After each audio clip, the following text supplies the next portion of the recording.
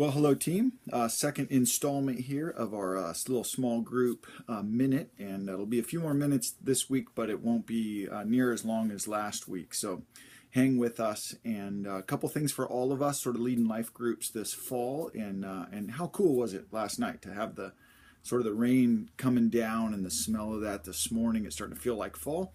Looking forward to more fall and some winter, I hope, before too long as well. But not only thankful for the rain, super thankful for you guys, thankful for the efforts you're making in connecting with folks that are new, not just getting them to your group, but loving them while they're there. Got a couple texts actually from some folks that are newer to groups this week, and won't name any names, but they said, I'm going back. It was a great place for me to experience community. They created a safe place, and so thank you so much for that. And of course, we've done very little. That's on you. And so thank you for making a place for God's people to gather, to grow, and experience all that He has for them. So just thank you so much for that. Couple quick things as we're kind of just on the front end of jumping into our groups. Attached a little article to this email as well. I'd love you to spend some time with that, some fun kind of encouragement in how to take your group maybe from the scatteredness that it feels at times and create some focus and create some real community. They encourage 4 things. One's playing together. Give some ideas on that, and you guys might do sort of a spontaneous play and invite folks into that, or you might spend time with your group saying, what could we do to play together? And then, talking about learning together, talking about serving together, and then ultimately talking about suffering together as ways that they have watched groups come together. So there's some good pointers on there, and just love for you to spend a minute or two reading that email and thinking about how you can put some of that into practice in your group.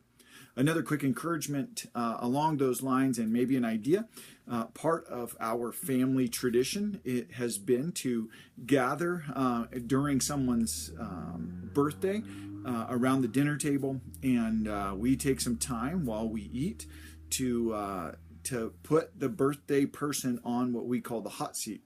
And then we kind of go around, or we kind of just popcorn it, and everybody that is gathered around the table has to share one thing. They have to be different, and they are words of encouragement to the person that is celebrating their birthday. So last night was Kaylin's birthday. We did that, and she said, this is my least favorite and my most favorite part of my birthday. And I might encourage you as you are trying to build that community and build a community that says each individual is unique and special and matters, to try something like that. Depending, of course, on where your group's at. It's not a first kind of group thing or you'll freak people out.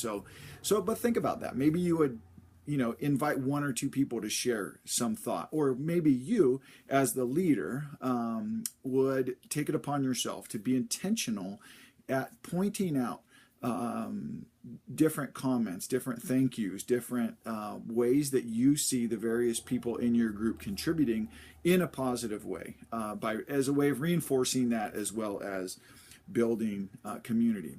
Made me think a little bit this week as I launched our starting point group, and these are oftentimes people that are new to the church or newer to their faith as a whole, or maybe they're coming back after being gone for a long time. And because of sort of the mixed nature of that group, I always give them a little survey the first time. And one of the young gals that's in our group this time responded on that survey that the hardest sort of point of conflict she has with the Christian faith is Christian leadership. And then as we went around the circle and we said, why are you here? And that sort of thing. She said, for me, I'm here because for years I've struggled with the way I've watched Christianity be lived out in Christian leadership. And of course, I'm sitting one chair away from her thinking, how valuable is that piece of information? That's her struggle. That she will be in some way kind of watching me, watching Kathy and I live out our faith, talk about our faith, hold our faith, and just wanted to do that with an amazing amount of grace and humility.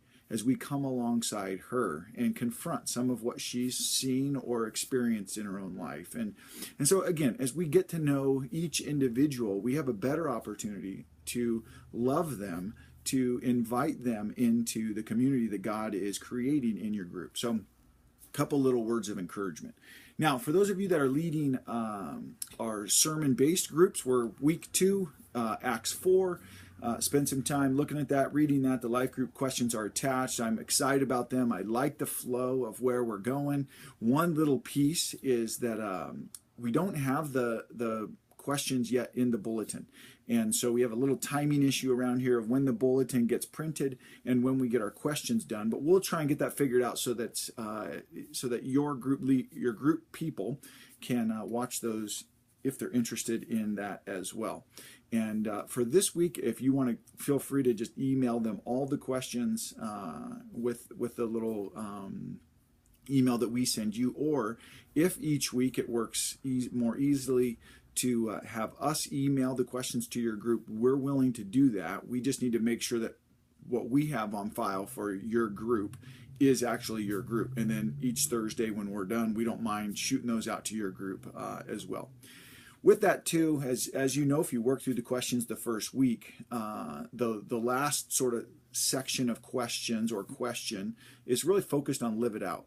How does this take traction? What for last week is the Spirit of God guiding us into? Is there someone or some people that the Spirit of God is inviting us to share the great message of the gospel of Jesus Christ with? And so one of the encouragements I have for you then each week would be to look back on that question. And it'll oftentimes make the top of the new list. But to think about how do we connect the themes week to week? And so to look at our live it out question and say, well, did you live it out? What did the Spirit do this last week? What did he invite you into? Did the Spirit prompt and you said for one reason or another, no, or not now? And just encourage your group week by week to continue to take those steps of living it out and then living it out together. And of course, an atmosphere of grace, but an atmosphere that says, hey, let's do better next week. Let's step up to what God has for us. Hey, thanks again for watching this little video. Hopefully it's helpful in creating some community and also using the resources that we're giving you. Again, check out the article. Think that through. If you have any questions, concerns, feel free to pick up the phone. Give me a call at the church, 532-1381, or email me at nate@sierrabible.com, and we'll follow up and do the best we can at helping you out. So again, thanks so much. Have a great week. Bye.